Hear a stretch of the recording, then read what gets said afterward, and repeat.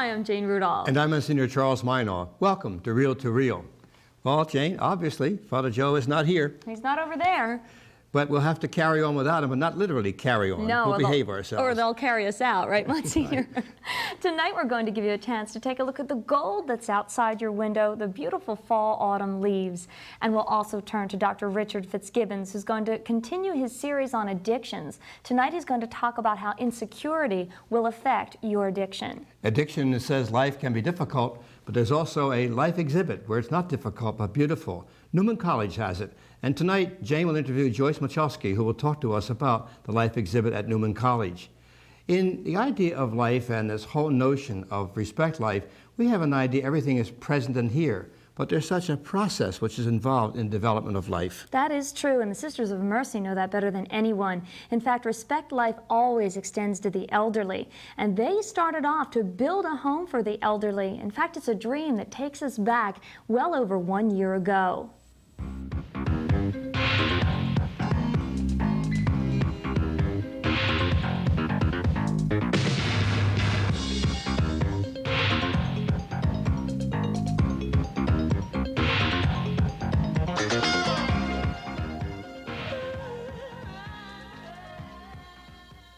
The Sisters of Mercy are dedicated to compassionate, loving care of the poor.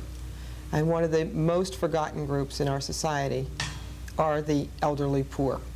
Back in '83, we undertook a study to see what the needs of our time were.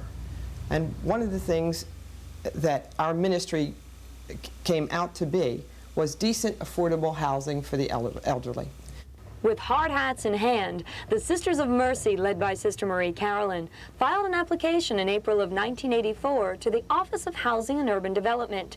They hope to receive funding to build a home for elderly male and female residents. Mercy Court, as it was named, was not conceived as a nursing home, but as a residency for those finding it difficult to make ends meet. And I have been with it from starting with the architect to the present, which is finishing up, hopefully, very, very soon with the contractors. The dream began in 1983. The construction started in '87, and now the results in 1988.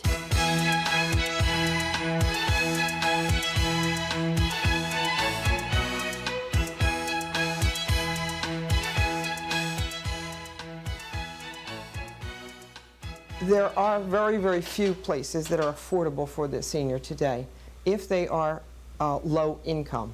Now, we're talking about low income people here, and when you say that a person gets $400 or $450 Social Security and they only are paying in the marketplace $400 for their rent, that leaves them $50 for the rest of the month. So that this type of housing where the person pays 1/3 of their adjusted income for their rent does give them a little bit more freedom to be able to live life more fully. Mercy Court opened its doors in the spring of 1988, and now 100 residents are settling in. Each resident is responsible for meals and the care of the unit, but there is quite a sense of community among the people. Unlike an apartment complex where neighbors rarely get together, activities flourish at Mercy Court. I've been very impressed by people who reach out to one another. We have some transportation problems here. People cannot always get their things back from the store, and people with cars are extremely generous. They'll say, I'm going to the store, could I get you anything? Would you care to go? Other people will walk up and ask them, and they just say, oh, certainly, I'll be glad to take you. The Sisters of Mercy very strongly believe that the older person has a great contribution to make to society and has the ability to make it. 2, 3, 4, 1. We have exercise every single day because it is part of health, maintaining our good health. We're not doing anything that is harmful. We're doing things that will promote people's wellness, which is a very well-attended activity.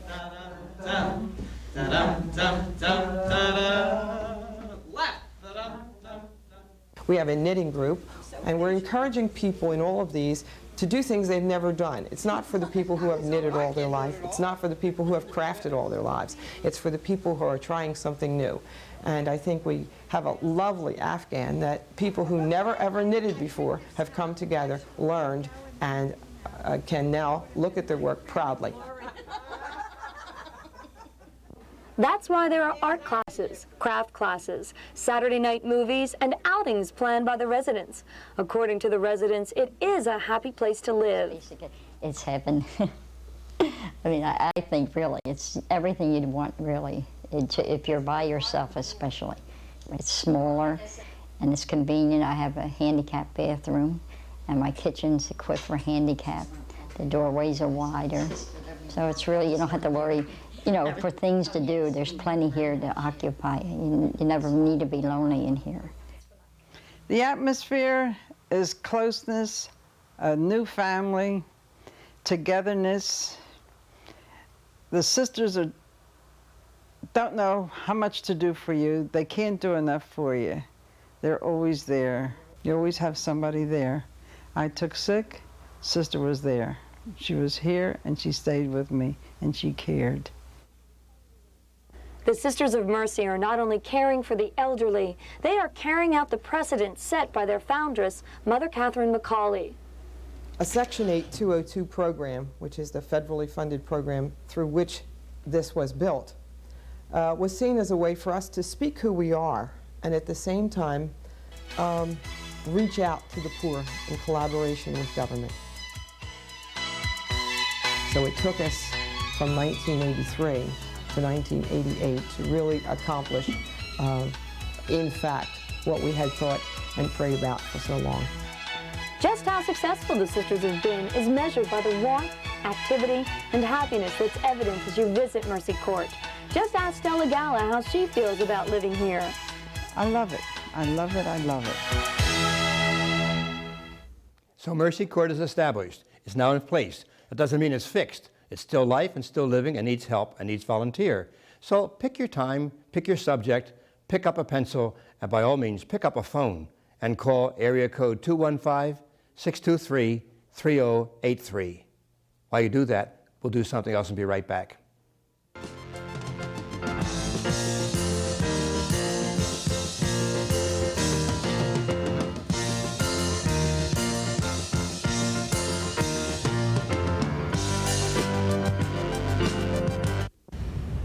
Since 1981, Reel to Reel has been proclaiming the good news by bringing you stories of Christian faith in action. We do it by roaming the Delaware Valley, searching for people of faith, hope, and charity. But like all modern media, it is an expensive proposition. If you're a new viewer, or if you've enjoyed Reel to Reel for many years, we'd like to thank you for watching and invite you to participate by actively supporting the show. With costs rising all around us, we need your financial support. A donation of $5, $10, $20, or whatever you can send will help to keep us on the air. Send your contributions to Reel, 222 North 17th Street, room 907, Philadelphia, PA 19103. And thank you. Hello, I'm Gary Maddox. When I played with the Phillies, reading the pitcher gave me the advantage. But life is not a game. To give yourself the advantage, you have to be able to read. To get the help you need, call the Mayor's Commission on Literacy at 686-8652. Learn to read. It will change your life.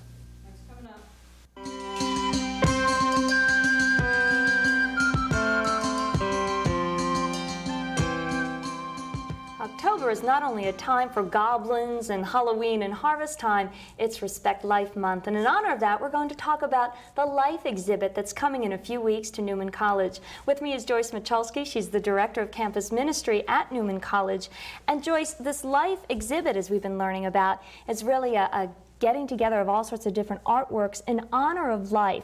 How did this whole thing get started? Well, there was one artist, Annie Mackey, who had the original idea, and she got other artists together to submit their works, and then a committee was selected to choose the best pieces, and then it went on a national tour, and she was able to enlist the help of the Paul VI Institute in Washington, D.C., where the exhibit was first shown in January of 1988.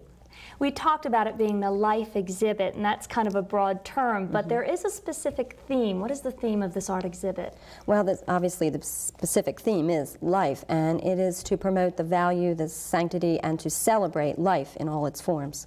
What forms are used? Now, is it painting, is it sculpture, is it a little bit of craft work? Yeah, there are all different mediums used. There is art, there are bronze sculpture pieces, there's one particular quilt that was done in silk, beveled glass, and gold threading, very large quilt, so that's one medium.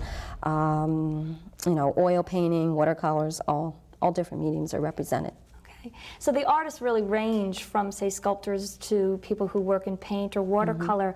Are they specifically, would we say, pro-life or life artists, or do they work in other mediums as well? I think they work in other mediums as well, but I met many of the artists in Washington when I went to see the exhibit when it first opened, and I know that many of them come from a pro-life perspective on life themselves.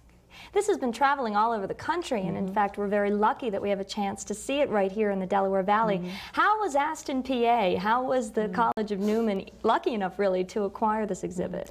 Well, last year I came on as campus minister at Newman for the first time, and I was approached to see if campus ministry would be interested in this project, and I thought it would be a great way for the college to present to the public its mission and philosophy to promote the value of human life, which is certainly a Franciscan value since we're a Franciscan college, and a Christian value as well. So I said yes, I would accept, you know, the project, and we worked on it for an entire year to get the whole thing moving.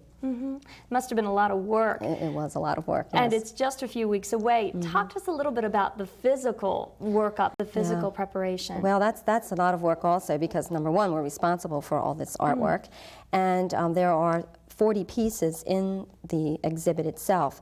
At the college we have a life center which has a very large great hall, as we call it, which is a beautiful setting in itself, where we will be setting up all the pieces. But we have the art instructors helping us from the college to set it up in the proper way. But it is a lot of work. You've had a chance to see it? Yes. Okay, and it has been traveling the country. As you walked out of the door after you saw it, what was the impression that was left on you? Well, I think the whole experience of seeing the art exhibit was an awesome exhibit, and certainly one way just to feel the sacredness and to understand the sacredness of human life. And I guess it was just an awe-inspiring experience for me to see all these different mediums of art expressing the same thought and the same concept of celebrating life. Right. There are paintings of babies, there's celebration of, say, an older person and a younger person working together. Are there maybe one or two pieces you want to give us a sneak preview of, just to tease? Well, one of my favorites is a sculpture, a bronze sculpture piece, and it's called The Boost, and it's a mother holding up her child. And being a mother of 3 children myself, it was very touching to see this piece because it speaks of the mother-child relationship and how the mother is not only the giver and the booster and helper of the child, but is also receiving many spiritual benefits from the child also. So that was a favorite piece of mine. When we talk about the, say, pro-life movement or respect life, unfortunately, lots of times we think about, you know, people going out with placards and maybe a little bit of anger, but this is a celebration, isn't it? Yes, absolutely. That is our theme. It's a celebration of life, and we want to promote it in that way. So there are quite a few artists who came together, and this is an area, I think, where we pride ourselves in our artistry. Are there any local artists included? Yes. Out of the 31 artists representing 19 states, there are some local artists. From Wilmington, we have 2 artists. One who is a nationally known artist, Charles Parks, and he has an entry in that. And we have a sister, Loretta Haig, who is from Wilmington, who has had national honors for her artwork also. And this is the only place in the Mid-Atlantic states where you'll have an opportunity to see this exhibit as well, so that's a bit of a feather in your cap. Yeah, it sure is, yes. So we just hope so many people will be able to come out and see it, yes. We do as well. Now, the Life Center itself is not just here to promote the Life exhibit. It's an all-year-round opportunity, isn't it? That's right. At the Life Center at Newman College, we have different cultural events, symphonies there, plays, as well as meeting facilities. And we try to provide cultural opportunities to the local community. Now, will this exhibit go on? Is this a one-shot deal? Do you know if this will continue, the Life exhibit? As far as I know, it will end at the end of this year. Yeah. So it's a unique opportunity for us to get together and see it. Okay, let's talk a little bit about dates here, and I have them written down because I don't always remember things very well. So you'll have an opportunity to see this from November 12th Is that Right. and November 13th from 1 to 4 p.m., and that's at Newman College. We have a number, too, that we'd like to give you if you'd like a little more information on how to get there or when you, in fact, can contact Newman College. Area code 215-459-2985, and I'll give you to that one more time. Area code 215-459-2985. Now, Joyce, let's just say there's an opportunity for a group of people who would really like to see it, but the 12th and the 13th is a terrible day. What can they do? Well, the exhibit will be on display until December 6th, so it is running from November 12th through the 6th of December. The opening is the 12th and 13th, but after that, if anyone calls the number that you gave them, they will be able to see the life exhibit at their convenience, basically. So that is by appointment, and that's right. also for groups or individuals? That's right, yes. Well, Joyce, we honor you for your work. Thank you for bringing this unique presentation to the Delaware Valley, and I hope that you do go out and see it. The pictures are just lovely, and in fact, we're going to go back to someone quite lovely here at Reel to Reel, and that's Monsignor Minaw. What a perfect union. The spirit of St. Francis of Assisi and the whole idea of celebrating life. If anybody ever celebrated life with artistry, it was the way Francis was able to interpret the gospel and bring it to the feeling and life of the people. And that's what Father Dan Murray does for us from the Pulpit sequence this time.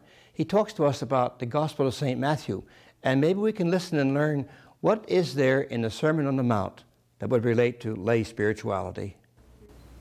The question is an excellent one. Most Christians know the Ten Commandments by heart.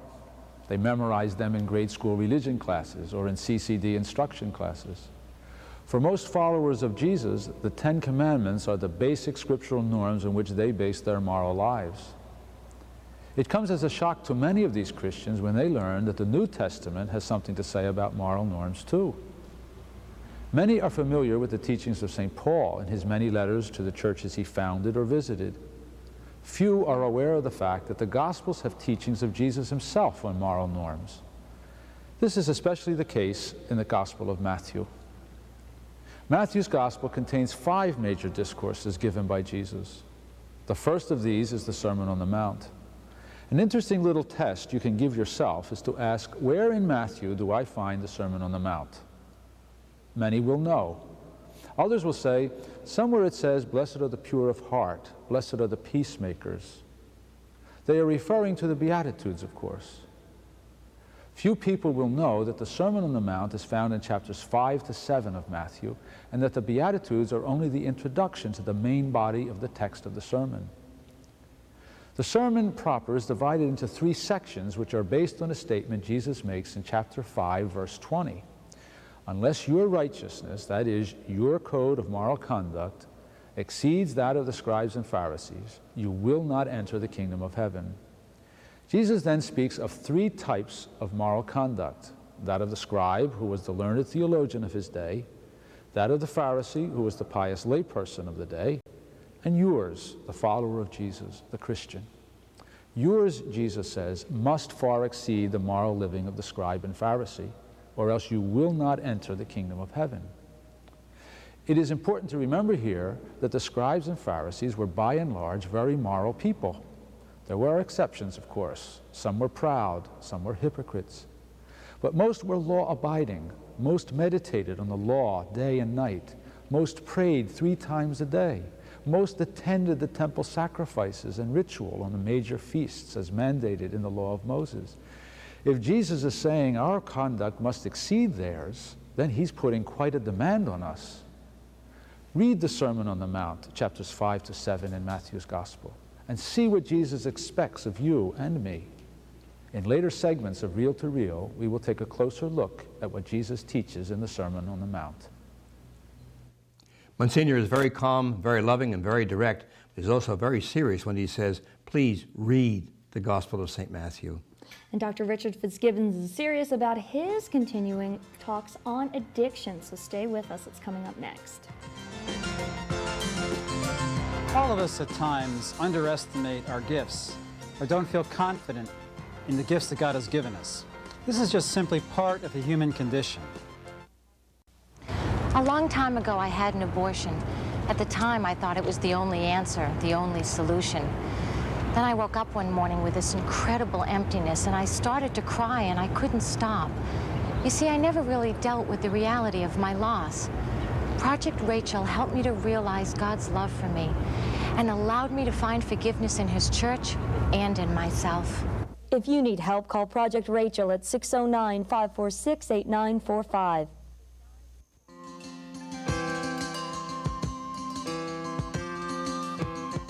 We welcome your comments and suggestions and encourage you to write to us at Reel to Reel, 222 North 17th Street, Room 907, Philadelphia, Pennsylvania, 19103, or call us during regular business hours at 215-668-9842.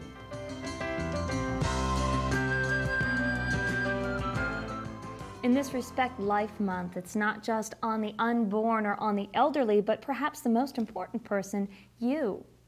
And you have to be very careful to appreciate and understand those people who have addictions. Dr. Fitzgibbons has much to tell us about identifying the reason for addictions, but how to deal with them as well. But you see, we have to watch it. Addiction is not a buzzword. It has very serious opportunities and conditions. All of us at times underestimate our own God-given gifts and don't feel confident. This is simply part of the human condition. However, at times, feelings of insecurity can do terrible things to people. In our society today, we have growing numbers of teenagers, young adults, and adults who are turning to alcohol and drugs as a way to attempt to overcome these terribly negative feelings of a lack of confidence. The drug or the alcohol gives these people a false sense of well-being, which is only fleeting and doesn't last. I've seen so many men in particular who've told me that their confidence comes from a bottle. Today, many businessmen drink at lunch because they are insecure and underestimate themselves in their work. There are growing numbers of teenagers and young adults who, while on a date or before dating, need to use alcohol, marijuana, or cocaine to get high because basically they don't feel that they're really attractive or lovable. There are other people who do alcohol and drugs to create their own little world where they can hide from the rest of the world because they feel so insecure. Now, unfortunately, many of these people who struggle with these addictions aren't even aware that their feelings of insecurity are driving them. There are a number of different causes, then, for these feelings. First and foremost is growing up and not feeling loved enough or praised enough. So the child within can tell an adult that you're not good, no matter what the adult accomplishes. Secondly, the divorce epidemic is contributing significantly to feelings of inferiority. So many young people grow up and think, I don't have a father or a mother in my home, and Johnny or Susie does. Something's wrong with me. There's a particular epidemic of insecurity in males who don't have fathers at home, because we have this epidemic of fatherlessness in homes. These males need a role model, a father, to help them feel good about themselves as males. And finally, a change in the economy is affecting insecurity. The loss of manufacturing jobs is making many people feel very insecure about their futures. Now, what can be done to help us grow in a sense of our own God-given gifts? First, when appropriate, regular attendance at AA meetings and faithfulness to the 12 steps are very powerful ways to grow to appreciate your own goodness and beauty. Secondly, avoid negative, critical people. We don't need to be pulled down. We need people in our lives who love us, who help us feel special. Stay close to those people. Thirdly, try to get rid of anger. If you have anger in your heart, a lot of anger, it's very difficult to like yourself or to appreciate your own goodness and gifts. Fourthly, daily try to make a decision. I don't want to underestimate my God-given gifts. I want to appreciate my gifts. And finally, I've found over the years that a spiritual meditation can be very powerful in helping addicted individuals and all of us to feel better about ourselves. For example, it can be very helpful to think, God gave me gifts, special gifts, unique gifts, when I was a child, when I was a teenager, as a young adult, as an adult. When we're aware of our gifts, it's much easier to fight addictions and to have peace and happiness in our lives. Just because prayer is last on that list does not mean it's a second thought or last of all, because prayer is so well needed for all the other dispositions. It will give us peace and serenity. Peace and serenity is available outside right now with our beautiful fall weather. Have you seen the leaves yet? The way they look like a stained glass window against the sky. Well, if you haven't had a chance to enjoy the fall scenery, here are some beautiful scenes of fall in Pennsylvania.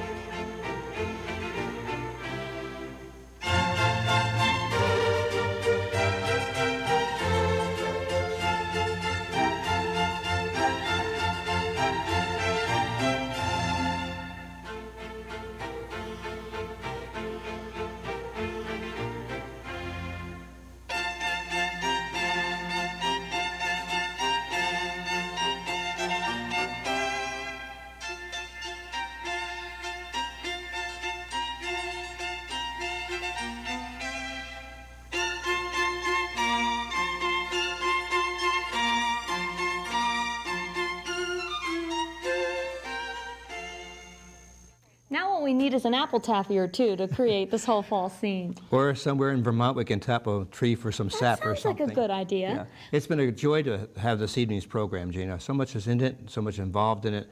I, for one, have enjoyed every second of it. It's been a wonderful time, and why don't we do it again next week when, Monsignor, we won't have a chance to take you to Vermont, but actually to Trenton and then on to New York at the United Nations when we meet Father John Muthig, who is a Vatican observer at the United Nations. Father Meehan will join us again, Father Francis Meehan. He will talk about prayer in a very special way for us. But Joe Swope will be back. He wants to talk to you about this year's television productions and programming. So I think we should really be together next week again, don't you? So until that time, please take care. Goodbye and God bless you.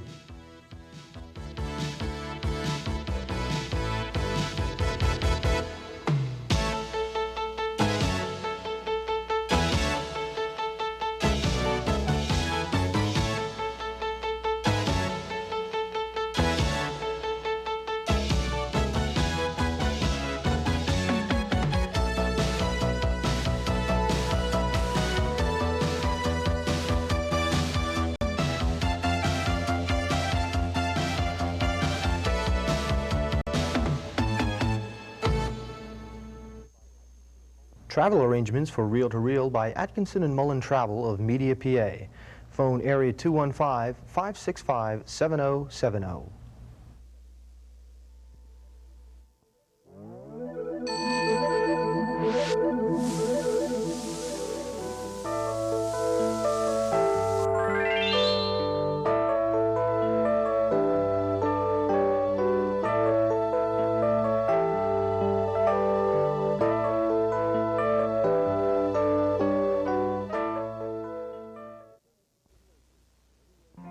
From the river to the ocean and everywhere in between, the Diocese of Trenton lives in its parishes, people, homes, and schools. And the Monitor newspaper is your way to keep aware of the renewal of the diocese. Lively features, accurate news reports, and columnists with something to say. Read the Monitor to find out what's happening in your church, from around the world, throughout the diocese, in your parish, from the ocean to the river. To subscribe, call area code 609-586-7400. Many people find retirement isn't as much fun as they thought it would be. Too much time on their hands, too little to do. The Retired Senior Volunteer Program has thousands of opportunities for retired executives, housewives, engineers, teachers, whatever your skills or schedule. RSVP has something to fit anyone's interests. You've learned a lot in your life. Share the experience of a lifetime.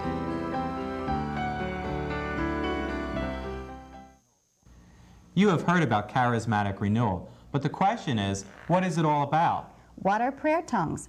What is the baptism of the Spirit? What are prayer meetings? Monsignor Walsh answers these questions in his book, A Key to Charismatic Renewal. The book is easy to read in a question and answer format. You can order a copy by calling 215-668-HOPE. The book has answered my questions about charismatic renewal. I know it will help you.